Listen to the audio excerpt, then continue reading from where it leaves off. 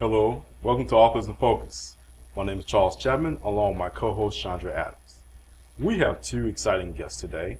The first is named Kevon Gulley. Now, if you live in LA, you've heard about him before, and definitely there's a reason why. He's a brand new author with his hot new book, Just Like Compton, and he's very passionate about his book and the subject matter, and also his determination to make his mark in the literary world. And Chandra is going to introduce our next guest, and we're going to start with her. Red is a writer and CEO of Red Lion Publications. She's also the author of Karma, which was released last year, and as a new author, she's appeared in such events as the LA Black Book Expo.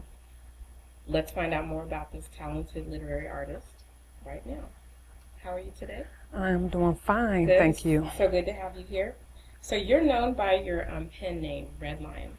Yes. What made you come up with that name? Actually, my favorite color is red, and I am a Leo, born August 19th. So, Leo the lion, and Yes. I just put the two names together and came up with Red Lion. How long have you been writing? I have been writing all of my life. I wrote my first novel in 6th grade, and it was titled Charlie Shasty and the M&M Factory. After the novel Charlie and the Chocolate Factory. Yeah. So I actually won 2nd place with that one. And in Good. 6th grade, never thought I would revisit writing, but yes. It's funny how it happens that way sometimes. Yes. Who are your favorite authors right now? My favorite author would be Joy Lynn Joselle. She is the person who actually discovered me as a writer. Prior to her, I never really read a lot of novels. So I would say Joy Lynn Joselle. That's pretty much it. Okay, all right. And Kevon, Sure. Just Like Compton. Now, this Just Like story, this has been making the rounds in LA like I don't know what. Yeah. It's a very interesting background story to it. So Right. you were incarcerated, Yes. but you somehow managed to write this manuscript in 93 days. 93 days. How did you do it? I had a lot of free time. Okay. I'll do it. Yeah, so what I did was I took advantage of the time that I had. I didn't want to sit around. When I came home and you asked me, well, what'd you do while you were in there? And I said push-ups. I wanted something to show for what I was doing. And so I had a God-given talent to write, so I put that talent to work. Okay. And were you born and raised in Compton? Born and raised. Okay. Born Good. and raised. I lived in Wattsford until I was about 10. But other than that, born and raised. So you're like a hometown hero. Yeah, absolutely. Good. Yeah, absolutely. A lot of people who start writing books and novels tend to be avid readers. Would you say that's true of yourself? Yes, I've read probably close to 1,000 books, I believe it. ranging from Zane to Othello by Shakespeare. Love it. What about you, Red? I've read quite a few novels. I'm not really a fan of love novels, so I normally read like perhaps Quan. I've read some of his books and Shannon Holmes. When I was into the street literature novels, that's what I read, yeah. Well, tell us about your book, Karma. Who's Leroy? Okay, Karma is about the streets of Los Angeles and everything that I witnessed while growing up in the quote-unquote ghetto. From the crimes, the drugs, the lies, the murder, some untruthful police officers that I watched do a lot of things, so to speak. And so I basically put this in this novel to let people know what has been candy coated when people tend to talk about Los Angeles. I know it is, or at that time, there was a lot of drugs, there was a lot of crimes. It's kind of cleaned up right now, but they don't really tell you what actually happened back then. They try to make it seem like, I will be blunt, so to speak. They try to make it seem like the cops were really there to protect and serve, and I just saw otherwise even as a child. So I put a lot of that in this novel, pretty much. So that's what it's about. Okay, and in your fiction writing, do you feel part of it is a testimony for you at all, or are you an observer? I would say that Karma allowed me to paint a picture of what I went through, and I'm very observant of the things that I see now. Karma shows the anger that I was feeling of having to grow up in the ghetto, but I'm not the same person that I was when I wrote Karma. So although this is street, my other novels are nothing like Karma whatsoever. It's more so showing the gangbanger experiencing a battle between his spirit and his flesh, and he has decisions to make. So yes. And Kevon, Just Like Compton is described as a strikingly real portrayal of gang life. Now, I've taught in Compton before, and I've seen a little bit of everything in Compton. And sometimes I know just because it's in Compton, it doesn't mean it's always negative. No. But in this novel, tell us why that particular statement lives up to that claim. Well, Just Like Compton is described like this. It's a fictional novel based on true events. And that means where the names were changed to protect the guilty, not the innocent. And these are my experiences. A lot of this stuff really happened. A lot of these people are real. A lot of these people are either no longer with us or they have life in prison. So I gave those people a voice. And not so much an overtly negative voice, but a this is what happened voice. And the reason why I wrote Just Like Compton was I read a lot of novels, but they were never really about Los Angeles. They were about, the good ones were about Atlanta, Philly, New York, New Jersey, Connecticut. Nobody touched on Vallejo, Palo Alto, East Oakland, Compton, Carson, Long Beach, in great detail where when you read the book, you go, oh, I know where that's at. Oh, I remember when that happened. And so I gave us a voice. I gave us a book.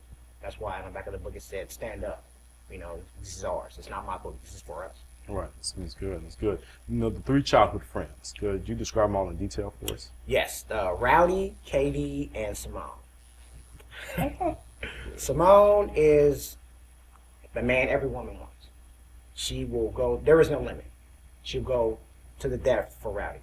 Katie is the ultimate big brother. Rowdy's in charge, but when Rowdy's wrong, Katie's going to let him know he's wrong. And the love-hate relationship that Simone and Rowdy has, it's prominent in the ghetto, where the good woman is chasing the man that really don't want her. You know, but you steady waiting and waiting and waiting and waiting for this man, and he can't see the forest because the trees are in the way. And so that's what gives women a voice, something to relate to, you know, because a lot of them live that. Let me see. Rowdy and Katie met in prison. One was a crib, one was a brother from alternate gangs, but they clicked right away because relationships usually supersede color. That's why you have interracial relationships and all that. It's the same thing with gangs. If I like you, I like you. It has nothing to do with where you're from. If we get along based on spirit energy, the vibe that you give off. And so those are basically the relationships. There's another relationship between me and my grandmother. My generation, we're the grandma's babies. From 35 and down, we're all the grandma's babies. So my grandmother has a really, really big part in the book also. All right. Now, Red, you self-published your first title, Karma. Yes, ma'am. What led you to go to that route? I actually sought out publishing companies to publish Karma, and I tried to get in contact with Quan. At the time, he didn't know who I was, and he told me that the website that I had went to, he was no longer using it. And my agent, which is Joylyn Jorsell, she tried to shop it around, and no one was interested. And so she said, you might want to decide to try to publish the book yourself. And so she told me all the different steps to take to do it. And that's what I did. And I'm glad I did because now, you know, I'm in charge of everything. I get to keep all of the money. And that was just like the best step I could have taken. I believe you. I self-published my book as well. I listened to people talking about how many rejection letters and they got, and I just was like, I can go to work, my full-time job, and have someone reject me. This is my work. Now, as far as being a self-publisher, what kind of challenges have you faced? When you are a self-publisher, there are a lot of things that you go through as far as doing the marketing and finding the distributor, plus trying to have another life. I'm currently in school to be a forensic scientist, so I'm trying to do the schooling. Then I'm trying to market karma, and then I have to find the editors, and then I have to find the people who are going to do the covers for me, and then rereading karma. And I don't do the street team that a lot of authors have, where they give a certain amount of books and that person go out and they sell it and bring me back the money. Trust is the issue with me on that. So I'm trying to do all of this myself, and having to run around to the stores to drop off the books, to pick up the payments, the tax paperwork, And keep track of your inventory all over the receipts, just everything. It's a lot of work. Yeah. Going back to Just Like Compton, 20 years ago, in fact, it'll be this summer, probably 20 years exactly, Boys in the Hood came out. And we all remember when Boys in the Hood was the movie, like it talked about South Central LA. Right. Like, man, this is the truth. It's talking about where we come from. Do you believe Just Like Compton is a literary equivalent of that? I think it's a little bigger than that. I have here some of my press, 5 papers, all in Los Angeles, and they all agree. I mean, consensusly that Just Like Compton is that novel. And I agree, and I'm privileged to be compared to James Patterson, as a first writer, because I'm a first timer. And so I think Just Like Compton gives the voice of ghetto. But Boys in the Hood did it back then. Now it is 20 years later, roughly. Right. Here we go again, and we are in the midst of converting the book to film. Good. May I add to that? So go ahead. I also know a lot of authors who have been out for a while. This is his first novel. He was able to accomplish what some authors have never done in 3 years, and he did it all himself. And I think that the fact that the book the events actually happen and is so real, I think that's why he gained this publicity, whereas you have authors who have never really lived out what they're writing about. So he does things in his own way. I do things my own way. We don't try to keep up with the other authors who are out here. And it seems like that works best for us also. The way I put it to a lot of authors, not to cut you off, but she's absolutely right, is you got industry people, then you got in the streets people. I'm an in the streets dude. I'm not an industry guy. I still go to these places that are in the book and say hi and shake hands. I still go to Compton and hug my grandmother. I didn't write this book as a Harvard grad. I wrote this as a dude that grew up in Compton. So it's like I breathe life into these characters, and people either know them or they know of the events. And like I told the publisher, those that know, those that don't. Yeah, exactly. As someone who wrote The Voices of South Central myself, Right. I definitely know that you come from the neighborhood, people are more real, and they'll gravitate more to you as far as your book. Right, So exactly. I think, Chandra and I thank the both of you for preparing today. Okay. We just want to thank Red and Mr. Gulley, Kevon Gulley. Kevon Gulley's book is Just Like Compton. Red's book is Karma. Please look them up. If you haven't Googled them online, please look them up, and definitely you'll see them at our event, wherever it may be in LA or points beyond that. My name is Charles Chapman, and Chandra Adams is my co-host for Authors in Focus.